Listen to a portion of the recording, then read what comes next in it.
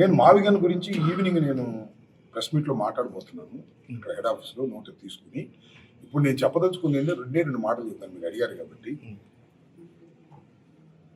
చంద్రబాబు నాయుడు లెక్క ప్రకారం అమరావతిని పూర్తి చేయాలంటే 2 లక్షల కోట్లు కావాలి. ఎన్ని?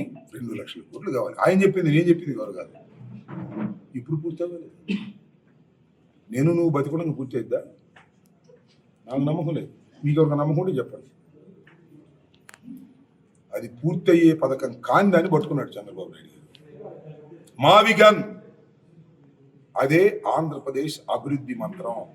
రాసుకోండి. ఇవాళ చాలా మంది ట్రోల్ చేస్తున్నారు, చేసుకోండి.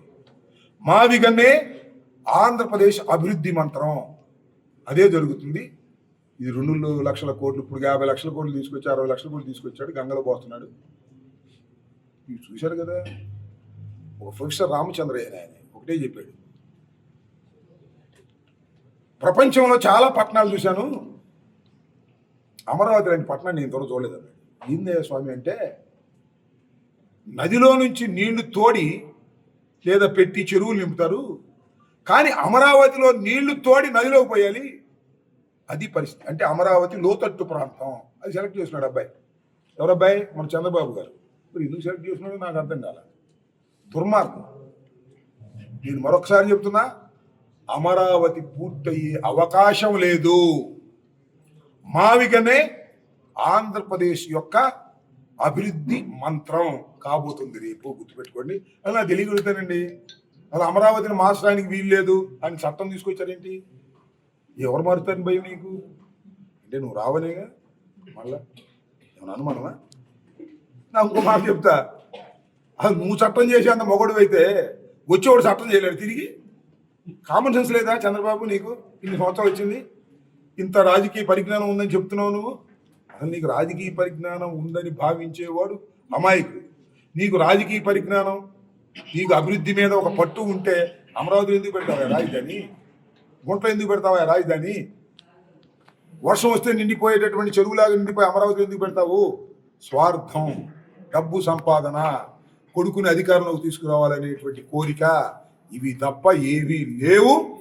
చంద్రబాబు నాయుడు గారు చాలా గొప్పవాడు అనుకోవటం మన అమాయకత్వం తప్ప మరొకటి కాదనేది రాబోయే తరం ఖచ్చితంగా అర్థం చేసుకుంటుందని నేను భావిస్తున్నాను. మరొకసారి చెప్తున్నా, మావిగనే ఆంధ్రప్రదేశ్ అభివృద్ధి మంత్రం. మరొక మార్గమే లేదు.